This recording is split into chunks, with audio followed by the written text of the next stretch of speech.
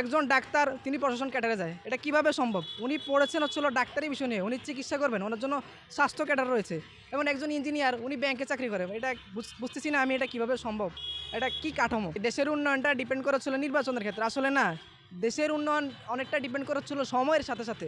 আমরা এই যে মেট্রো রেল যে হয়েছে, এটা কি আসলে কি কোনো সরকারের সাথে সংশ্লিষ্ট না, এটা হচ্ছিল উন্নত বিশ্বের সাথে তাল মিলিয়ে চলার জন্য আমরা এই জিনিসটা ডেভেলপ করেছি। হ্যাঁ, হয়তো একটা সরকার এটা করেছে, বাট এটা হচ্ছিল বিশ্ব যত উন্নত হবে তত আমার প্রযুক্তি বা সব দিক দিয়ে আমি উন্নত হবো।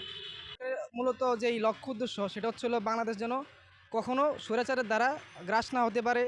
তার হচ্ছিল বাংলাদেশের আইন, নারী অধিকার সহ বিভিন্ন বিষয় নিয়ে। তো গণভোটের যেমন একটা পজিটিভ বিষয় আছে, তেমনই নেগেটিভ বিষয় আছে। আসলে এটা ডিপেন্ড করে আসলে ব্যক্তি কোন মতাদর্শ বা কীভাবে চিন্তা করে সেটার উপর। আসলে যেহেতু আমার ভোট আমি দিব, কীভাবে দিব আসলে সেটা আমি সরাসরি প্রকাশ করতে চাচ্ছি না, ঠিক আছে? কারণ আমার এখনও আরও অবজারভেশন বাকি আছে, তারপরে আমি একটা সিদ্ধান্ত নিব।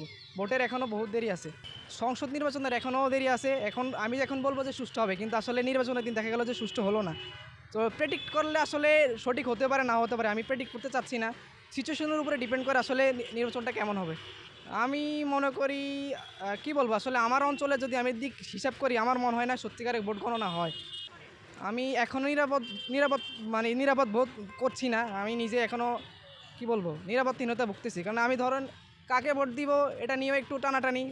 ওরা বলে ওই জায়গায়, ওরা বলে ওই জায়গায়। এমন হচ্ছে যে অনেকেই থ্রেট দিচ্ছে অনেক জায়গায়। যদিও এটা অনেক জায়গায়, আমি স্পেসিফিকভাবে কোনো জায়গার নাম বলছি না। যেহেতু আমার অনেক পরিচিত জন আছে, ওনাদের থেকে শুনতেছি। তাছাড়া আমরা নিজেরাই তো দেখতেছি যে আমাদের নিজের সামনেই। অবশ্যই আমি নিজেই তরুণ, আমি নিজে আগ্রহী। এখন এটা ডিপেন্ড করা ছিল আমার এলাকার প্রার্থী আমার পছন্দসই কিনা, সেটার উপরে ডিপেন্ড। আসলে এটা হচ্ছিল তাদের চিন্তার একটা বিষয় আছে। সবারই একটা আলাদা ফিলোসফি আছে। তো ওই ক্ষেত্রে হয়তো বা কেউ ভোট দেওয়ার জন্য উৎসাহ করে এবং কেউ ভোট না দেওয়ার জন্য উৎসাহ করে।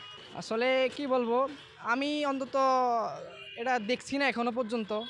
বাট সামনে কি হয় এটা ঠিক বলতে পারি না। এখন আমি যদি বলি, এখন এটা বলার ক্ষেত্রে আমি হয়তো অনেকের শত্রু হয়ে যেতে পারি। মানে প্রশাসনটা এমন একটা পর্যায়ে গেছে, উনি যদি বলে এটা করেন হ্যাঁ, আবার অমুক যদি বলে এটা করেন তাও হ্যাঁ। মানে প্রশাসন সবাইকে আর কি একসাথে তাল দিয়ে চলছে। অতীত নির্বাচনের থেকে তো এবার অবশ্যই আস্থা বাড়বে, এটা একটা স্বাভাবিক বিষয়। যেহেতু বাংলাদেশে অনেকগুলো আসন, আসলে আমি এখনও মনে করছি নির্বাচনের যেই সৎ ও যোগ্য যে নেত্রী অনেকেরই এখনও অভাব আছে। কারণ যদি যদি অভাব না থাকতো তাহলে বাংলাদেশের এই অবস্থা হতো না।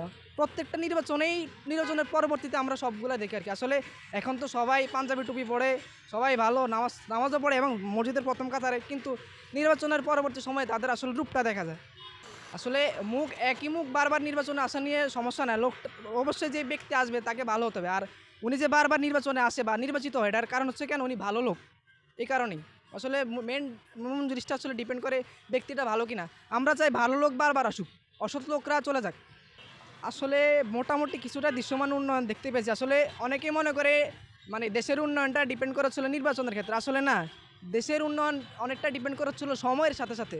আমরা এই যে মেট্রো রেল যে হয়েছে, এটা কি আসলে কি কোনো সরকারের সাথে সংশ্লিষ্ট না, এটা হচ্ছিল উন্নত বিশ্বের সাথে তাল মিলিয়ে চলার জন্য আমরা এই জিনিসটা ডেভেলপ করেছি। হ্যাঁ, হয়তো একটা সরকার এটা করেছে, বাট এটা হচ্ছিল বিশ্ব যত উন্নত হবে তত আমার প্রযুক্তি বা সব দিক দিয়ে আমি উন্নত হব।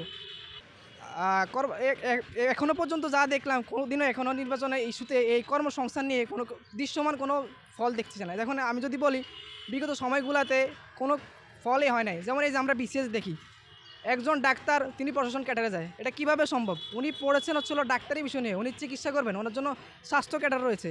এবং একজন ইঞ্জিনিয়ার উনি ব্যাংকে চাকরি করে, এটা বুঝতেছি না আমি এটা কিভাবে সম্ভব, এটা কি কাঠামো? আসলে তরুণ নেতৃত্বেও এখন তরুণ বলতে কি বলবো আমি, আসলে তোর একটা ওয়েট হওয়া দরকার। যারা যোগ্য, ঠিক আছে, যারা যোগ্য এবং যারা মেজরিটিতে যাবে তাদেরকে অবশ্যই যেতে হবে, ঠিক আছে। কিন্তু যারা যোগ্য না, যেমন আমি যদি অযোগ্য কাউকে যোগ্যতার স্থানে দিই তাহলে এটা সমস্যা হবে, এটা হিতে বিপরীত হবে। বাট যে যোগ্য এবং মেজরিটির দিক দিয়ে তাকে অবশ্যই সে যেটা প্রাপ্য সেটা দেওয়া উচিত।